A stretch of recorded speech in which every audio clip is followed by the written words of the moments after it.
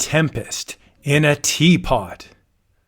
Tattersvale was quiet when Rod Richards went away in the spring to see his relatives in the city, a tiny country town in the remote northern hills of the Adirondacks. It wasn't even marked on a map.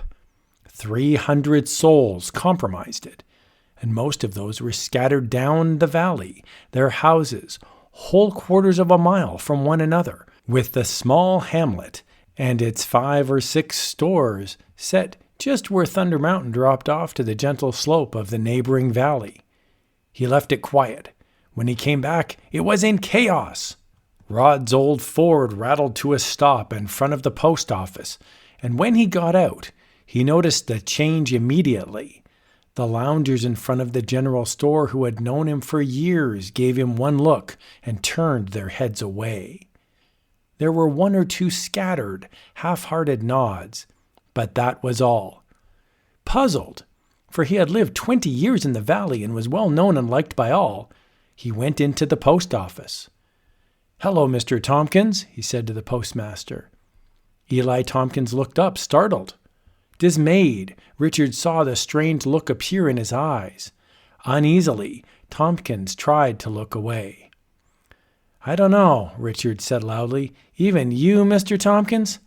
What's wrong? Don't folks like me in this town anymore?" Eli Tompkins looked around the bare, deserted post office cautiously. Then he beckoned. Richards came near. "Get out, Mr. Richards," he said confidently. His roomy eyes narrowed in warning. "Get out, before it's too late." "I haven't broken any laws," Richards said. "Just left to visit my relatives." He smiled ruefully. Eli Tompkins' voice sank to a whisper. Again his fingers beckoned. Richards inclined his ear. "'Tis the old man," Eli said. "'Tis Ephraim Scroon, up on the mountain. You know what folks say about him? Dabbling in old secrets, messing around with the occult.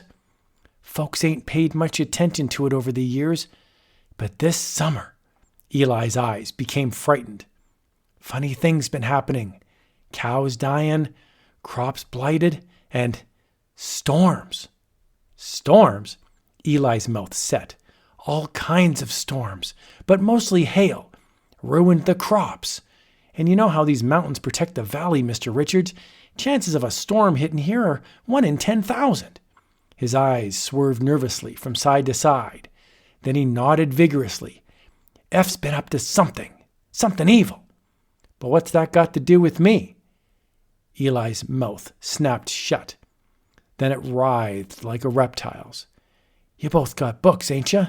Folks in this town don't trust other folks who read too much.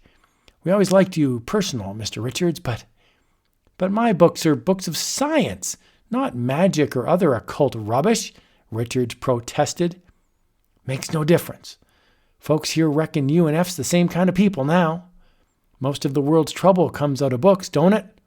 That's what my grandfather told me. That's what I believe. That's what most folks around here believe." Eli drew back, raised a hand. "You take my advice, Mr. Richards. Sell out. Go away." He glanced up the hill towards the old mansion atop it, where Ephraim Scroon lived. "Get out today. The villagers are planning to pay F a visit any hour now," he cackled. "No use you're getting caught in the rush." With a quick gesture, he drew a finger across his throat. Horrified, Richards hurried out to his car, started it, and headed for the Thunder Mountain Road. Ephraim Scroon would have to be warned. Richard knew him for a bookish recluse, a strange old man who had once or twice invited him over in 20 years for tea and a chat, but he had never liked the looks of the forbidding old mansion, nor Scroon's half-mad, cackling laughter.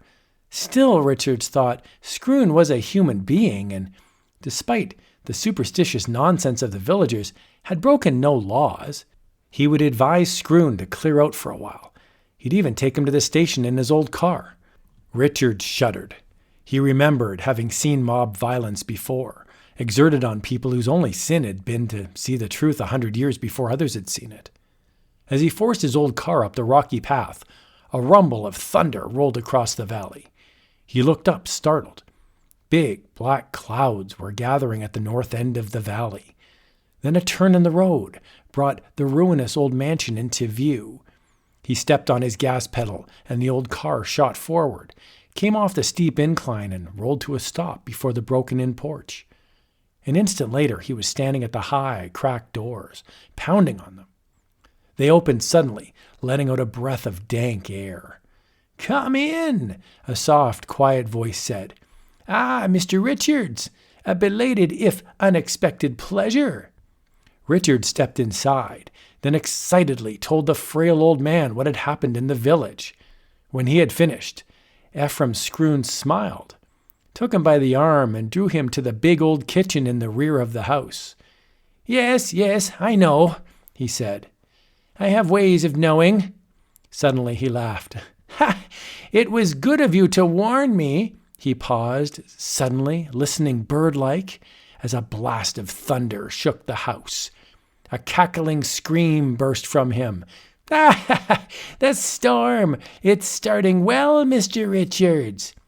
He ran to a teapot boiling away on the stove, plumes of steam writhing wildly from the spout. Quickly, he threw more coal under the plate. Richards nervously glanced out the window and gasped.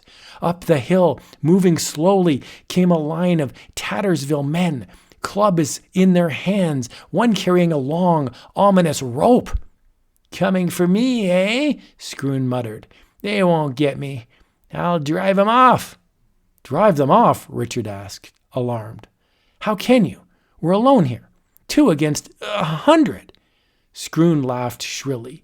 His hands clawed the air. "Ah, you're a man of books, my friend, and so am I. Your books are those of science, mine of magic, handed down from warlock to wizard from the dawn of time." His eyes blazed. "Who is to say which magic is better, eh? Yours or mine?" He took a wild, tottering step forward. "With a rifle you can kill a cow at a distance, Mr. Richards. I have found that with my books. I can do it with an incantation. Science can send planes to destroy crops from the skies. I can wither them with a spell."